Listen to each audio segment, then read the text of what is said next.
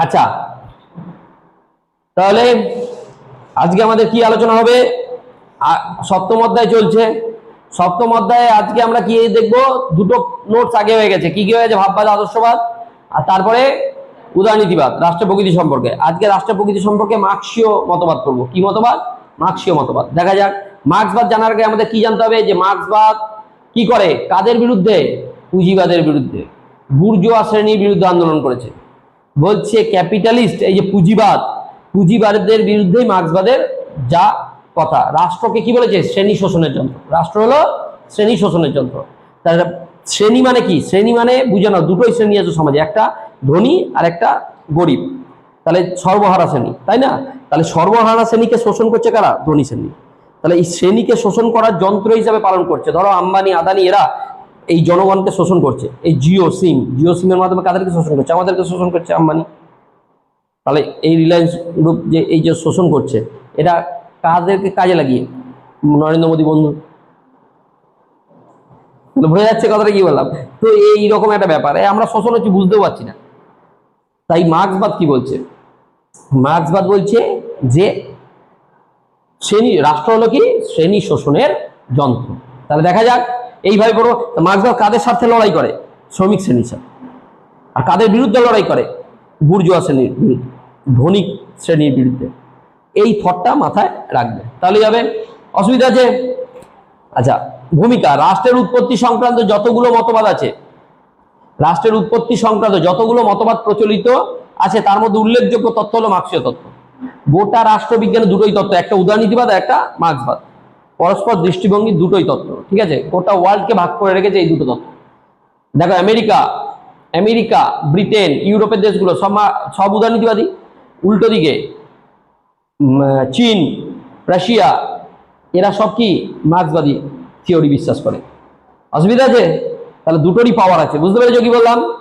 তাহলে এই তত্ত্বের গুরুত্বপূর্ণ প্রবক্তারা কে? Marx, Engels, Lenin. Marx, Engels, Lenin দুবার করে আছে, অসুবিধা নেই, একবার করে কেটে দেবে।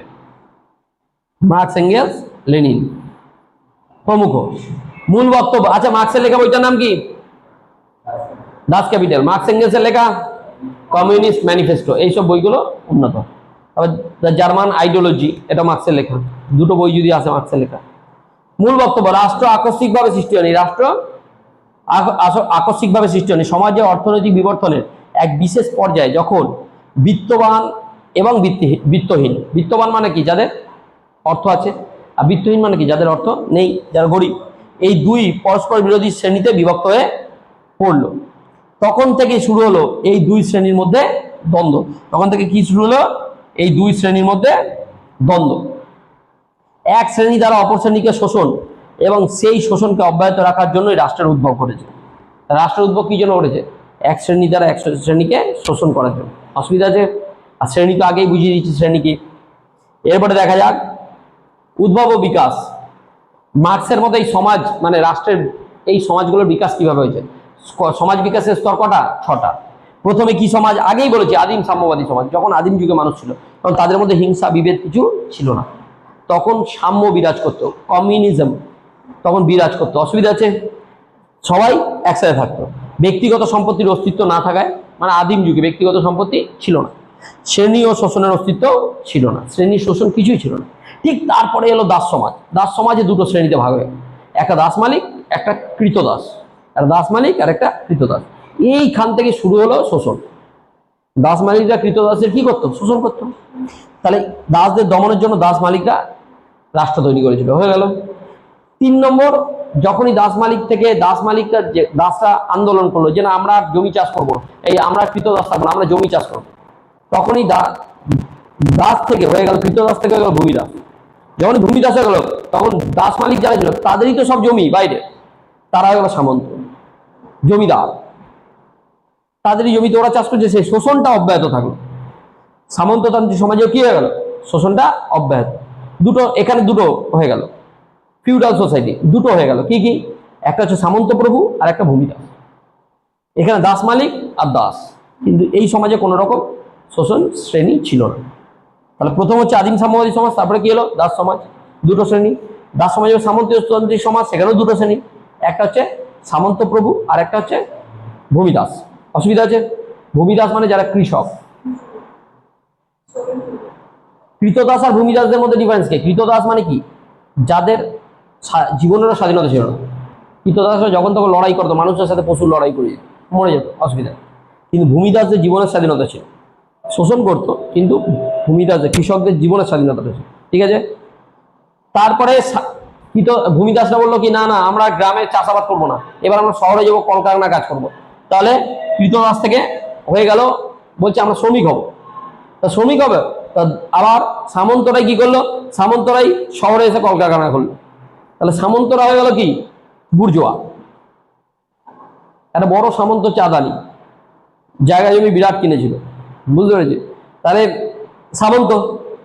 আর ভূমিদাসরা কি হয়ে গেল? শ্রমিক। তাহলে এটাই বর্তমান সমাজ, বুর্জোয়া সমাজ, ক্যাপিটালিস্ট সোসাইটি। অসুবিধা আছে? তাহলে এই সমাজেও দুটো শ্রেণী দিয়ে শোষণ করে যাচ্ছে, শোষণ অব্যাহত। আমরা শোষিত হচ্ছি, আম্বানি আদানি বড় বড় সব আমাদের শোষণ করছে। এরপরে বলছে সমাজতান্ত্রিক সমাজ আসবে। কি করে? বলছে শোষিত হতে হতে শ্রমিক শ্রেণী একসময় পেরে উঠবে না, যে বিপ্লব করবে। যখনই বিপ্লব করবে, প্রাইভেট প্রপার্টি সব ধ্বংস করে দেবে। প্রাইভেট প্রপার্টি ব্যক্তিগত মালিকানা, আম্বানি আদানি এদের বড় বড় ব্যক্তিগত সব প্রাইভেট প্রপার্টি কি করে দেবে? ধ্বংস করে দেবে। সাধারণ জনগণ শোষণ হতে হতে দিয়েই কি প্রতিষ্ঠা হবে? সমাজতান্ত্রিক সমাজ, সোশ্যালিজম প্রতিষ্ঠা হবে, যেখানে কোনো কি হবে? ওরকম দুটো শ্রেণীতে হবে, বড় লোক আর গরিব থাকবে না। বুঝতে পেরেছি কি বললাম? সর্বহারা শ্রেণী একনায়কতন্ত্র প্রতিষ্ঠা হবে। কি প্রতিষ্ঠা হবে? সর্বহারা শ্রেণীর একনায়কতন্ত্র। ক্লিয়ার হচ্ছে? ওটা কি সমাজ আসবে? সমাজতান্ত্রিক সমাজ। মানে এর পরে ওই সমাজ আসতে পারে কখন? যখন শ্রমিকরা আন্দোলন করে, বিপ্লব করবে। তাহলে যদি 2 নম্বরে কোশ্চেন আছে মার্ক্সের মধ্যে, বিপ্লব কি পারা যাবে তো? কোন সময় বিপ্লবটা করবে? বিপ্লব করে কি করে দেবে? আমূল পরিবর্তন করবে। তাহলেই সমাজতান্ত্রিক সমাজ আসবে। তারপরে আর একটা কল্পনা করেছিল, আবার সাম্যবাদী সমাজ ফিরে আসবে। সমাজতান্ত্রিক এলে আবার সাম্যবাদী সমাজে ফিরে আসতে পারে, কমিউনিজম প্রতিষ্ঠা হতে পারে, এটা কল্পনা করেছিল। অসুবিধা আছে? পারা যাবে তাহলে মার্ক্সবাদ। এইটাই মার্ক্সবাদের থিওরি। এইবারে আসো মার্ক্সীয় তত্ত্বের প্রকৃতি বা বৈশিষ্ট্য। প্রথমে কি? রাষ্ট্রের উৎপত্তি কিভাবে হয়েছে তো বলাই যাচ্ছে। রাষ্ট্র সমাজ বহির্ভূত কোনো আরোপিত সংগঠন নয়, অর্থনৈতিক বিকাশের একটি বিশেষ স্তরে উৎপাদন ব্যবস্থা পরিবর্তনের ফলে সমাজ শ্রেণী বিভাগের কারণে রাষ্ট্রের সৃষ্টি হয়। আমরা তো দেখালাম রাষ্ট্রে কিভাবে সৃষ্টি হয়েছে। রাষ্ট্র শ্রেণী শোষণের যন্ত্র। রাষ্ট্র কি? শ্রেণী শোষণের যন্ত্র। কাদের উক্তি? মার্ক্স। রাষ্ট্র সমাজের মেহনতি মানুষদের শোষণ করে, প্রভাবশালী শ্রেণীর স্বার্থে কাজ করেছে দাস, সামন্ত প্রভু এবং বুর্জোয়া। বুঝতে পেরেছ? দাস মালিক, এটা কি হবে? দাস মালিক, সামন্ত প্রভু, বুর্জোয়া, কৃতদাস, ভূমিদাস, শ্রমিক। রাষ্ট্রের অবলুপ্তি কিভাবে ঘটেছে? সমাজতান্ত্রিক রাষ্ট্রের ক্রমবিকাশে সর্বপ্রকার শোষণের অবসান ঘটবে। যখনই সমাজতান্ত্রিক সমাজ আসবে তখনই সর্বপ্রকার শোষণ অবসান ঘটে যাবে। কারণ প্রাইভেট প্রপার্টি তো ধ্বংস করে দেবে, বড় লোক তো থাকবে না, তাহলে শোষণ কারা করবে? এবং সাম্যবাদী সমাজ প্রতিষ্ঠিত। শোষণ না থাকায় রাষ্ট্রেরও অবলুপ্তি ঘটবে। শোষণ যখনই থাকবে না, রাষ্ট্রের আর প্রয়োজন পড়বে না। অসুবিধা যে? তারপরে দেখো শ্রেণীহীন সমাজ। মার্ক্সীয় রাষ্ট্র দর্শনের অন্যতম গুরুত্বপূর্ণ বৈশিষ্ট্য হলো শ্রেণীহীন সমাজ প্রতিষ্ঠা। এই সমাজে প্রতিষ্ঠার জন্য বিপ্লব অনিবার্য। কি অনিবার্য? বিপ্লব কিন্তু করতে হবে। সমাজতান্ত্রিক সমাজ কখন আসবে? যখন বিপ্লব আসবে। সমাজতান্ত্রিক বিপ্লবের মধ্য দিয়েই এই শ্রেণীহীন সমাজ প্রতিষ্ঠিত হবে। অর্থনীতির প্রাধান্য। মার্ক্স তো বারবার বলেছে, একটা সমাজ অর্থনীতি হচ্ছে কি? ভিত্তি, আর তার উপরে উপরিকাঠামো আছে। উপরিকাঠামো সমাজ, এই গোটা সমাজটা, স্কুল, কলেজ, সমস্ত কিছু ইনফ্রাস্ট্রাকচার কখন ঠিক হবে? যখন একটা সমাজে অর্থনীতি স্ট্রং থাকে। তো অর্থনীতি হচ্ছে একটা বাড়ির যেমন ভিত স্ট্রং করতে হয়, তো অর্থনীতি, একটা সমাজে অর্থনীতি হচ্ছে ভিত, আর তার উপরে কি দাঁড়িয়ে আছে? সুপারস্ট্রাকচার। বেস আর সুপারস্ট্রাকচার, ভিত্তি আর উপরিকাঠামো। তার ভিত্তি আর উপরিকাঠামো 2 মার্ক্সের আসলে পারবে। ভিত্তি কোনটা? অর্থনীতি। একটা সমাজের ভিত কি? অর্থনীতি। তার উপর কি দাঁড়িয়ে আছে? উপরিকাঠামো। উপরিকাঠামো কোনগুলো? বাদ বাকি সব যা নাম বলবি তাই। আমেরিকার ভিত শক্ত, তাই উপরিকাঠামো যা স্কুল কলেজে ওখানে দারুণ। আমাদের অর্থনৈতিক অবস্থা খারাপ, তাই স্কুল কলেজে বাথরুমে যা বুঝতে পেরেছিস কি বললাম? অসুবিধা আছে? অর্থনীতি তত্ত্বে অর্থনীতির অবিসংবাদিত প্রাধান্য প্রতিষ্ঠিত হয়েছে।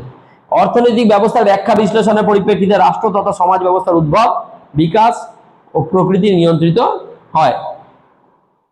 এইবার চলে এসো সমালোচনা। সর্বজন গ্রাহ্য নয়। সমালোচনা কি? তার মার্ক্সবাদকে বেশিরভাগ সমালোচনা কারা করবে? উদারনীতিবাদীরা। বৈজ্ঞানিক তত্ত্ব বলে মনে করা হলেও এটি সর্বজন গ্রাহ্য নয়। সব জায়গায় সমাজ ব্যবস্থার বিকাশ এইভাবে হয়নি।